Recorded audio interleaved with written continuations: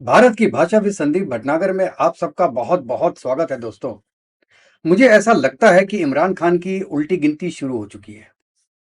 उसके बहुत solid reasons हैं दोस्तों, और जो आज के दिन में हालात चल रहे हैं पाकिस्तान में, उसके हिसाब से लगता है कि आसिम मुनीर कुछ भी कर सकते हैं इमरान खान को बाहर ना आने देने के लिए।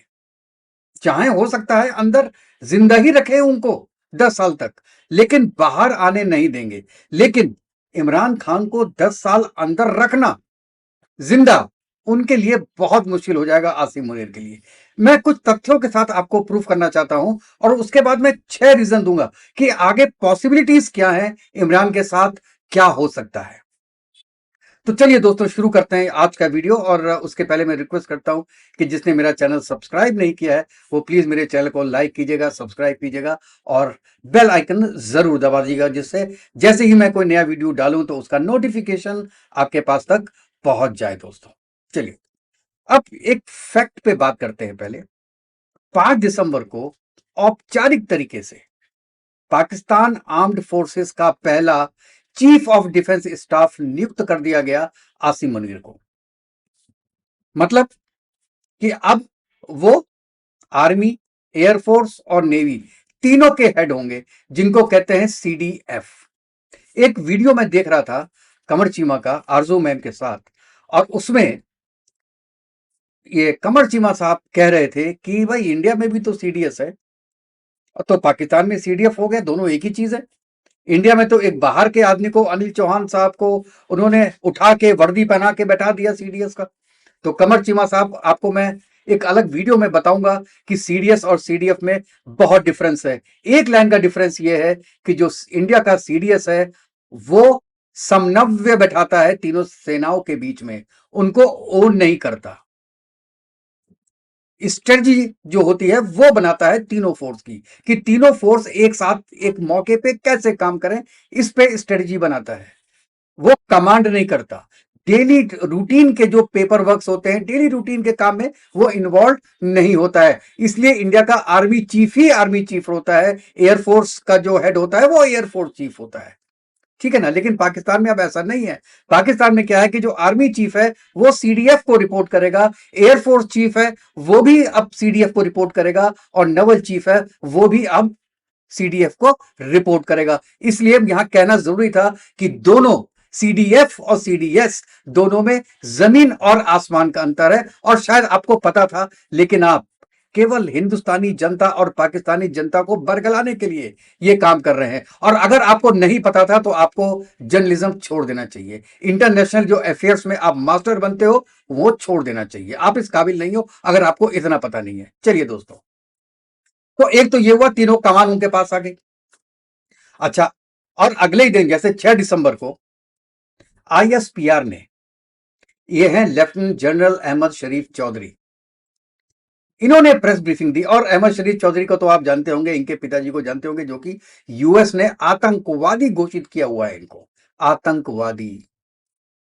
एनीवेज, पाकिस्तान में तो सभी आतंकवादी हैं, जो भी बेचारे एक पब्लिक को छोड़ के बाकी जो ऊपर बैठे हैं सब आतंकवादी हैं। की जो प्रेस ब्रीफिंग है वो मेन पॉइंट है। उसमें उन्होंने इमरान खान को एक तरीके से मेंटली इल बोल दिया, नार्सिसिस्ट बोल दिया, और नेशनल सिक्योरिटी के लिए थ्रेट बोल दिया। उन्होंने कहा कि इमरान खान की, उन्होंने नाम नहीं लिया कहीं, लेकिन इट इज वेरी क्लियर। उन्होंने कहा कि उनकी महत्वाकांक्षाएं इतनी चरम पर हैं कि अगर वो सत्ता में नहीं है तो वो तो कुछ भी नहीं है। यानी if I am not in power, nothing else should exist. वैसे ये बात उन्होंने गलत नहीं बोली है। इमरान खान जब पीएम थे तो उनका ऐसा बिहेवियर था, इसमें गलत बात नहीं बोली है। लेकिन जो आज के दिन में पॉपुलरिटी है उनकी, उसके हिसाब से तो ये ठीक है। अगर पाकिस्तान की पब्लिक ये नेचर सही समझती है तो ये बिल्कुल ठीक है पाकिस्तान के लिए। और आईएसपीआर ने दूसरा आरोप लगाया कि इमरान खान अपनी जो जेल में मुलाकातें होती है, उसके बाद जो सोशल मीडिया पे पोस्ट करते हैं, उसमें सेना और जो सीडीएफ की जो प्रणाली है उसके खिलाफ जहर उगलते हैं। और अब यह मामला हो गया है स्टेट वर्सेस इंडिविजुअल। मतलब ये जो झगड़ा है आज के दिन में, वो इमरान खान वर्सेस स्टेट अब माना जाएगा। और उन्होंने ये भी कहा कि इमरान खान की जो बयानबाजी है वो एक्सटर्नल स्पॉन्सर्ड डिस इंफॉर्मेशन है, और वो किसके लिए है? डीस्टेबलाइज करने के लिए पाकिस्तान को। भाई साहब, नेशनल सिक्योरिटी थ्रेट बना दिया इमरान खान को, एक पूर्व के प्रधानमंत्री को आपने नेशनल सिक्योरिटी थ्रेट बना दिया। लेकिन दोस्तों, ये पाकिस्तान में पहली बार नहीं हो रहा है। और ये शुरुआत कहां से हुई थी? शुरुआत हुई थी जिन्ना की बहन से। सबसे पहले उनको बताया गया कि ये इंडिया की एजेंट है। उसके बाद आपको सबको पता है भुट्टो जी के साथ क्या हुआ। जुल्फिकार अली भुट्टो, उनको एक तरीके से फांसी दे दी गई, या मैं कहूं मार दिया गया जेल के अंदर, जो शायद ये हाल इमरान खान का हो। इमरान खान को तो पता भी नहीं चलेगा कि उनके साथ हुआ क्या है। उसके बाद बेनजीर भुट्टो आपने देखा। उसके बाद नवाज शरीफ। नवाज शरीफ 3 बार के प्रधानमंत्री हैं, और उनको भी मोदी जी के आने पे कहा कि जो इनका मोदी का यार है वो गद्दार है, गद्दार है। मतलब उनको भी गद्दार घोषित कर दिया गया, और उनको इस रीजन से हटा भी दिया गया। और उसके बाद इमरान खान, इमरान खान को कैसे हटाया गया ये दुनिया जानती है। उनकी पार्टी सबसे लोकप्रिय पार्टी थी पूरे पाकिस्तान की, उसको हरा के, उसको डिसमेंटल करके, उनको हरा के आपने एक पुरानी पार्टी को वहां का हेड बना दिया, पार्लियामेंट में बैठा दिया। ये पाकिस्तान आर्मी ने किया। तो मतलब ये तो कहने की बात है कि पाकिस्तानी आर्मी के पास पहले ही सब कुछ था, लेकिन पीठ पीछे था, सामने आके नहीं बोलते थे, सामने आके नहीं करते थे, जबकि दुनिया को पता था कि कर कौन रहा है, एक्शंस कौन ले रहा है। लेकिन अब तो ताल ठोक के, सीना ठोक के वो आगे आ गए हैं कि अब हम हैं जो करने वाले हैं। हम न्यायपालिका को भी हम ही संभालेंगे, तीनों फोर्सेस को हम ही संभालेंगे, गवर्नमेंट का कोई भी अपॉइंटमेंट होगा उसमें हमारा हाथ होगा। हाँ, प्राइम मिनिस्टर साहब साइन करेंगे जी फाइनली उसमें, लेकिन अल्टीमेटली मैं ही हूंगा।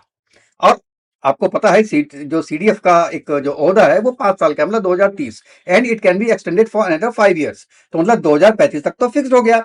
उसके बाद एक और नियम निकाल देंगे कि भाई 5 साल के लिए और हो जाएगा, या 10 साल के लिए हो जाएगा। तो एक्चुअली आसिम मुनीर चाहता है कि जिंदगी भर, जब तक वो जिंदा है, वो पाकिस्तान को अपनी मुट्ठी में चलाता रहे। और ये तभी संभव है जब इमरान खान रास्ते से हट जाए, या लोग उसके बारे में सोचना पूछना भूल जाए। लेकिन अच्छा, उसके आगे भी इसमें इमरान खान की बहन जो मिली थी जाकर, उज़्मा खानम, उनको अनुमति दी 1 महीने बाद, लड़ाई झगड़ा करने के बाद, इंडिया के चैनलों पे इंटरव्यू देने के लिए बाद, जो उनकी बड़ी सिस्टर थी हलीमा, उन्होंने इंटरव्यूज दिए थे। उसके बाद उनको परमिशन मिली, 20 मिनट देखने की परमिशन मिली। अब देखिए, मैं तो 100% श्योर नहीं हूं कि उज़्मा जी ने क्या अंदर देखा, क्या बाहर आके बताया। क्योंकि अगर आपको भेजना था तो 10 लोगों को भेज देते, तीनों बहनों को एक साथ भेज देते। एक बंदी को भेजा आपने, जो कि इमरान खान की कैंपेन में लीस्ट ऑपरेटिव थी। बाकी दोनों बड़ी बहनें तो अपनी जान जोखिम में डाल के इंटरव्यूज दे रही हैं, लेकिन ये डॉक्टर उस्मा नहीं दे रही, ये अभी लगी हैं पीछे। इनको बोल दिया कि आप जाके खिलाइए। अब वो, उन्होंने क्या देखा और क्या आगे बताया हमको पता नहीं। I have my 10 to 15% doubt on that, whether she has met Imran Khan or not inside the jail. That will be a question mark for me.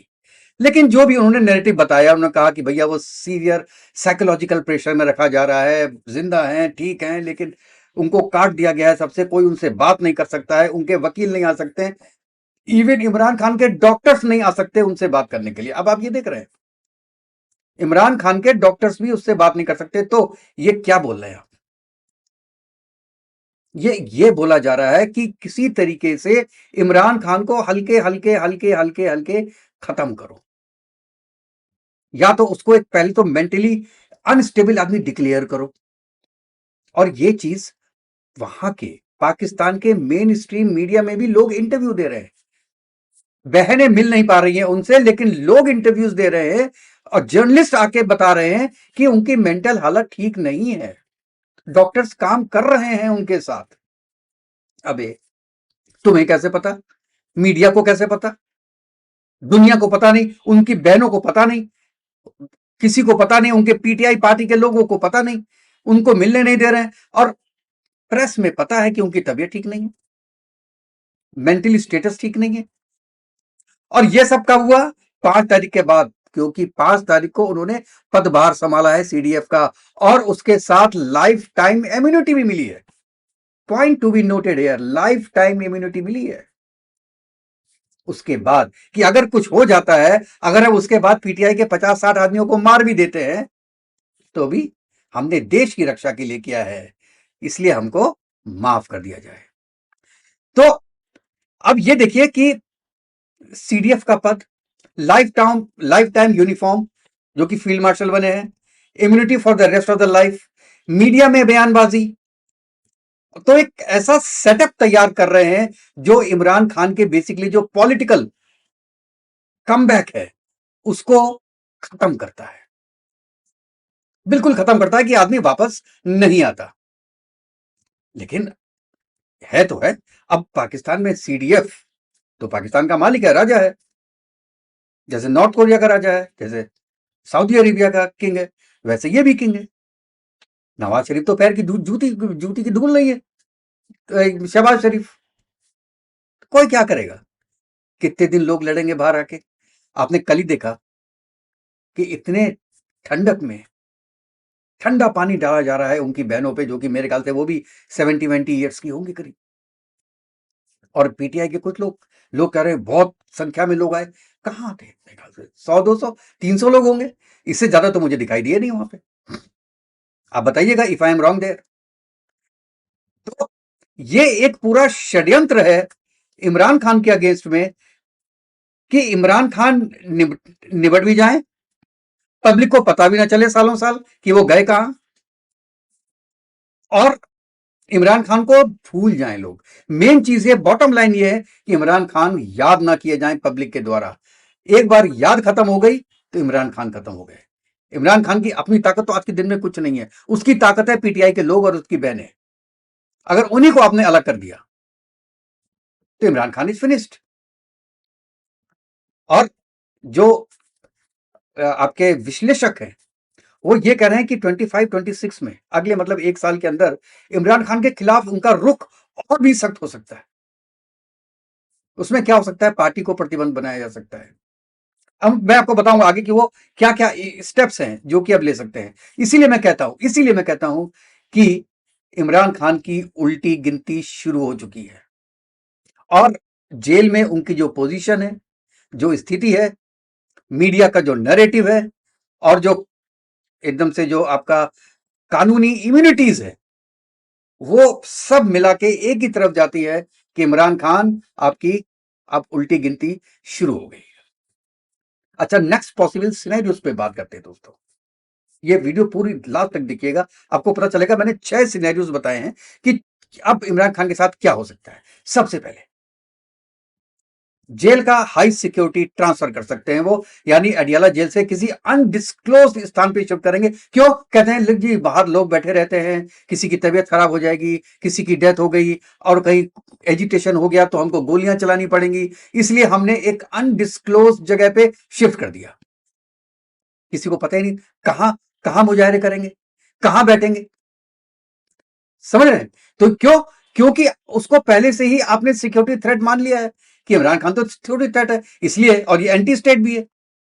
यही जस्टिफिकेशन दिया जाएगा कि इमरान खान की जो सिक्योरिटी है वो भी एक रिस्क बन गई थी हमारे लिए, कहीं इमरान खान को अंदर कोई नुकसान ना पहुंचा दे, इसलिए साहब हमने तो उसको अनडिस्क्लोज लोकेशन पे शिफ्ट कर दिया है। और नेचुरल है कि वो जो सार्वजनिक आंखें हैं उनसे उनको दूर कर देगा। परिवार और जितने वकील हैं उनसे मुलाकात नहीं हो जाएगी, नहीं होनी, मतलब नहीं करने देंगे, क्योंकि पता ही नहीं कहां पे। तो ये पूरा जो एक नैरेटिव है उस पर कंट्रोल आ जाएगा सेना का।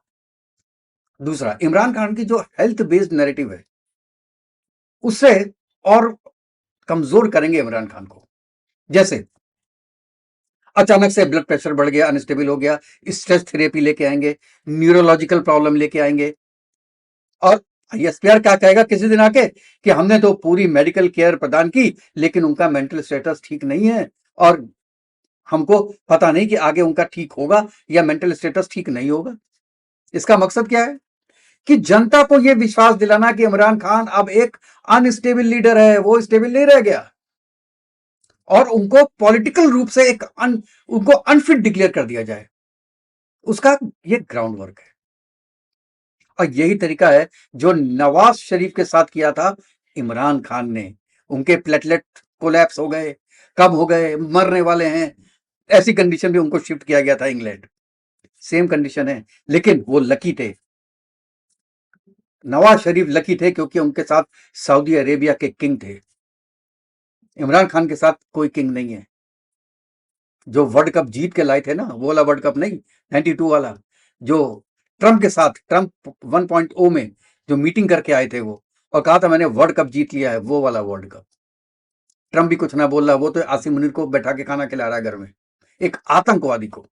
एक डेमोक्रेटिक पार्टी जो वर्ल्ड की सबसे पुरानी डेमोक्रेसी है, यूएस, उसका प्रेसिडेंट एक इसको एक एक टेररिस्ट को, जिसने पूरा एक मुल्क अपने हाथ में लिया हुआ है, एक डिक्टेटर को, एक अथॉरिटिकल आदमी को आपने अपने घर में इनवाइट किया है कुछ पैसों के बदले।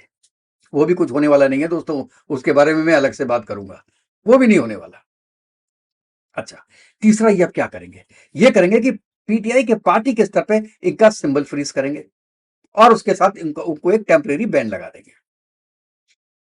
क्योंकि डीजीआईएसपीआर ने अभी दावा किया है कि इमरान के जरिए एक्सटर्नल स्पॉन्सर्ड डीस्टेबलाइजेशन चल रहा है, और यह सीधा सीधा पार्टी को टारगेट कर रहा है। ये कौन सा मॉडल है? ये वही मॉडल है जो 1977 में पाकिस्तान पीपल पार्टी पर किया गया था, पार्शियल क्रैकडाउन। 2024 में बांग्लादेश में बीएनपी को सिस्टेमैटिकली डिसमेंटल, ये उसमें लाने का, एक अवामी को अवामी पार्टी को हटा के बीएनपी को लाने का एक वेरी सिस्टमैटिक तरीका था, जो कि अपनाया गया 2024 में। यही होगा। अब पॉसिबल स्टेप्स क्या होंगे कि पीटीआई का जो इलेक्शन सिंबल है क्रिकेट बैट, उसको फ्रीज कर दिया जाएगा, फंडिंग सोर्स को रोक दिया जाएगा, और आपको शुरू में 12 महीने के लिए, उसके बाद 24 महीने के लिए इनएक्टिव पॉलिटिकल एक्टिविटी घोषित कर दिया जाएगा, पार्टी की एक्टिविटी को, और पूरी पार्टी को कर दिया जाएगा इनएक्टिव पॉलिटिकल एंटिटी, ये घोषित कर दिया जाएगा। उसके बाद 24 महीने तो बहुत होते हैं साहब, तब तक कुछ और काम कर देगा। चौथा, सोशल मीडिया पे फुल डिजिटल ब्लैकआउट, इसका कर देगा, खासकर एक्स पे और यूट्यूब पे। कोई भी इनके बारे में नहीं बोलेगा। पाकिस्तान में या तो वो एक्स को पूरी तरह बैन कर देगा, या एक्स से कह के, अब तो भैया मोदी जी अब तो कह रहे हैं, ये क्या कहते हैं, आसिम मुनीर का दोस्त है ट्रंप, ट्रंप कह देंगे उससे, एलन मस्क से कि भैया इनका हटाओ, वो हटा देगा एक्स से। पैसा लगा ना भाई, वीपीएन क्रैकडाउन कर लेगा। यूट्यूब पे पीटीआई के जितने भी आपके प्रोग्राम्स आते हैं, पॉजिटिव आते हैं, उनको बैन कर देगा पाकिस्तान में। उनको ये मतलब है ना यार कि पाकिस्तान में लोग ना देखें, इंडिया में देखें, कहीं भी देखें, पाकिस्तान में ना देखें। अगर यूट्यूब बैन नहीं करता, एक्स बैन नहीं करता, तो वो आपका पाकिस्तान में बैन कर देंगे। ठीक है, तो इसमें क्या होगा कि प्रो इमरान की जो एक एयर है, हवा है, वो कम हो जाएगी, और पाकिस्तान आर्मी का जो नैरेटिव है वो एकमात्र नैरेटिव रह जाएगा। गवर्नमेंट तो कुछ बोलती नहीं ना, वो इस हालत में, और गवर्नमेंट भी ये बात जानती है, शहबाज शरीफ भी ये बात जानते हैं कि मैं किसी लायक नहीं हूं, या गवर्नमेंट ने मुझे कोई लायक बनाया नहीं है। अब मैं आर्मी के हाथ का कठपुतली हूं, और अगर जो भी आर्मी कहेगी मैं करूंगा, और ये बात जनता भी जानती है, इसलिए उसको बुरा भी नहीं लगता। उसके सामने कहो कि आसिम मुनीर के जूते चाटो, वो जूते चाटेगा, यार रहने दे हमको, नहीं तो हमको क्यों मार रहा है भाई। तो अच्छा, एक तो ये हो जाएगा कि पाकिस्तानी आर्मी का। अब एक और पांचवा, इसका जो ट्रायल है इमरान खान का, वो लंबा, तो जानते हैं आप 180 केसेस हैं इनके अगेंस्ट में, कुछ और केस कर देंगे, और कुछ हाई इंपैक्ट केसेस कर देंगे, जैसे एपी सोनाच कर देंगे। भैया आप कुछ ऐसा काम कर रहे थे, फॉरेन फंडिंग का काम कर रहे थे, foreign funding under terrorism law, आपने टेररिज्म का नाम डाल दिया, खत्म जिंदगी भर। और जो कर रहा है वो एक कहते हैं डिजिटल डीस्टेबलाइजेशन चार्ज, ये भी क्रिमिनल ऑफेंस में ये डाल देंगे। नए नए चार्ज की बात कर रहे हैं, जो पहले 180 चल रहे हैं वो तो चल रहे हैं, और जितने भी सेक्शन लगे हैं उसमें वो टेररिज्म एक्ट जोड़ देंगे। और जो प्री ट्रायल एक्सटेंशन है उसको आगे बढ़ा देंगे। मतलब यह कि जो उनका डिटेंशन है जेल में वो बढ़ाते रहेंगे, पहले 1 साल, फिर 2 साल, फिर 3 साल, जब तक वो जिंदा है। अब टाइम पीरियड तो कोई नहीं कह सकता, 1 महीने, 2 महीने, 6 महीने, 6 साल, और आज भी है या नहीं है, I have all my doubt. और एक्टिव राजनीति से उनको बिल्कुल ही बाहर कर देंगे, पीटीआई को जनता से दूर कर दिया, out of mind, out of site, out of mind. आप साइट से दूर, अपने आंखों से दूर गए तो आप माइंड से भी दूर चले जाएंगे। That is the basic thing. और उसके बाद कुछ भी आप एक दिन सडनली कोई न्यूज दे देंगे, किसको फर्क पड़ता है यार। पाकिस्तान की जनता तो वैसे ही जानती है यार, सड़कों पे आने की औकात नहीं है। बिलों में रह के केवल झंडा उठाना है, झंडा उठाना है, इसके सिवा औकात नहीं है। वो औकात नहीं है जो कि एक्चुअली नेपाल के लोग ने, बांग्लादेश के जेंजी ने और श्रीलंका के जेंजी ने दिखाई। वो औकात पाकिस्तान के लोगों की नहीं है, बोलने वाले हैं ये, हिम्मत नहीं है इतनी। चलिए, छठा अब लास्ट, आर्मी अपना नैरेटिव बनाएगी और कंट्रोल्ड वीडियो मैसेजेस आपको देंगे। ये सबसे ट्रिकी और सबसे आसान रास्ता है। और शुरू में क्या होगा, इमरान खान के अभी तक उन्होंने कुछ वीडियोस बना लिए होंगे, उन वीडियोस को हल्के हल्के रिलीज करेंगे, जिसमें इमरान खान छोटे से मैसेज में बोलेंगे कि आई एम फाइन, मैं बिल्कुल ठीक हूं, आप लोग मेरी चिंता मत कीजिएगा, गलती से मैं शांत रहने की अपील करता हूं। इस टाइप के मैसेजेस वो कहेंगे, भैया देखिए हम आपको बता रहे हैं, हम मिला नहीं सकते हैं आपको, सिक्योरिटी रीजंस हैं, लेकिन हम आपको उनकी आवाज आपको सुना रहे हैं। तो वो उन्होंने उसका पहले से ही रिकॉर्ड करने शुरू कर दिए हूं। अब मरता क्या ना करता, आपने कहा भैया अब ये ऐसे रिकॉर्ड कर लो, क्या करेगा वो, करना ही पड़ेगा उसको। 5 दिन तुमने खाना नहीं दिया तो छठे दिन तो रिकॉर्ड कराएगा, उसके बाद खाना खिलाओ। और जब वो 5 दिन खाना नहीं खाएगा तो उसका चेहरा तो वैसे ही बना होगा सर। तो ये एक स्क्रिप्टेड मैसेज वाली बात है। इससे क्या होगा कि जनता का जो गुस्सा है वो हल्के हल्के ठंड होगा, नहीं हमारे साथ तो है, ठीक ठाक है, ठीक है। और जो फैमिली एक आरोप लगाएगी आर्मी पे कि यार इमरान खान के साथ ज्यादतियां हो रही हैं, तो वो भी आरोप जो है वो कमजोर पड़ेगा कि नहीं यार, पब्लिक कहेगी ठीक है, पब्लिक तो बेवकूफ है, बिना पढ़ी लिखी पब्लिक है, मदरसे वाली पब्लिक है पूरी पाकिस्तान की, उनको समझ में तो आएगा नहीं। इतनी अकल वाली होते तो कुछ काम कर लेते ना, एक मतलब सुई तक तो बना नहीं पाते यार, क्या करते, कितना वीडियो बनाए हैं। चलिए, और आपको पता है ये किसकी तरह से, ये बिल्कुल पहले एक पहले का था, एक आपको याद होगा, अल्ताफ हुसैन, जो आज आजकल यूके में है या कहीं बाहर है, उनके साथ भी ऐसा ही हुआ था। ऐसा ही किया था उनको, एक ठीक है बाहर निकाल दिया, कंट्री में अंदर नहीं आने दिया, तो उनके साथ भी उन्होंने ऐसा ही कुछ किया था।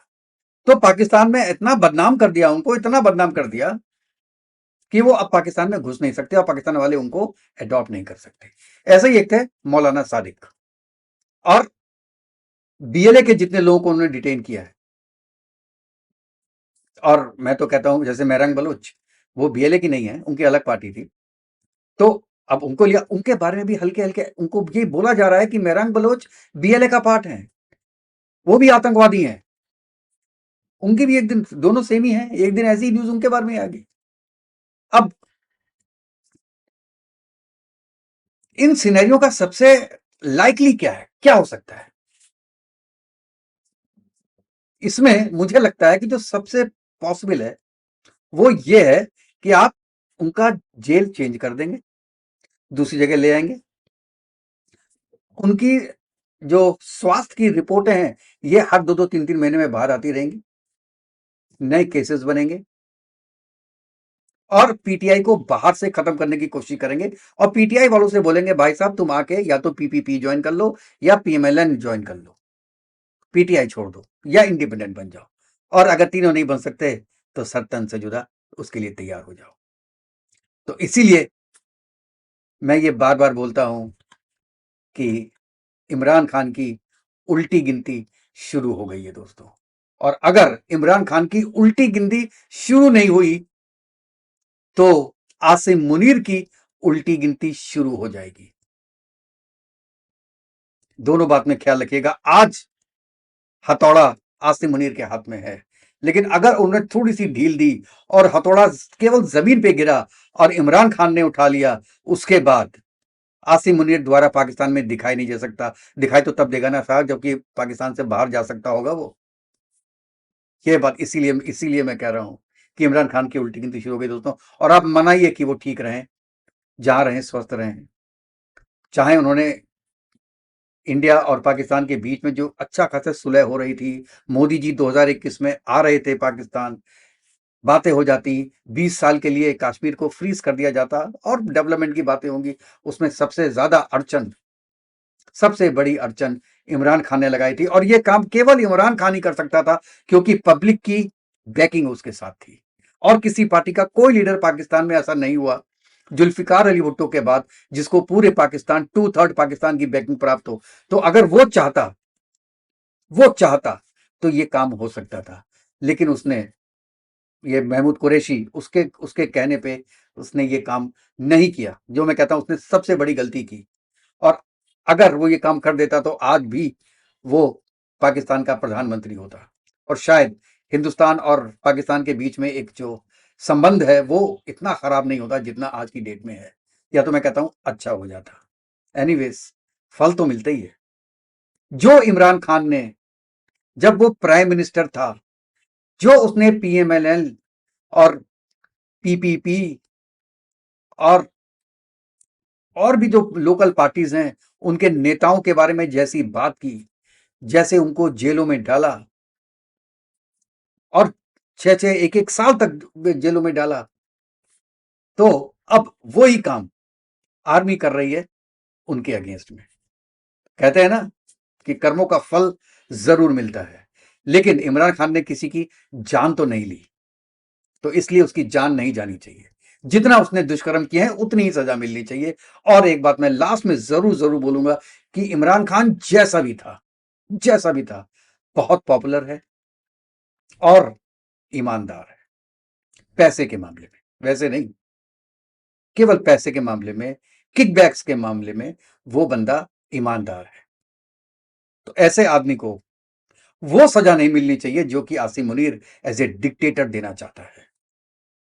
और ये चीज अमेरिका बाबू, जो हमारे अंकल सैम हैं, उनको भी सोचनी चाहिए, उनको भी देखनी चाहिए कि उनके दोस्त कैसे कैसे हो गए। कहते हैं ना, बचपन में यही बोलते थे माँ बाप कि अगर बच्चे को देखना है तो ये देखो कि उसका दोस्त कैसे हैं।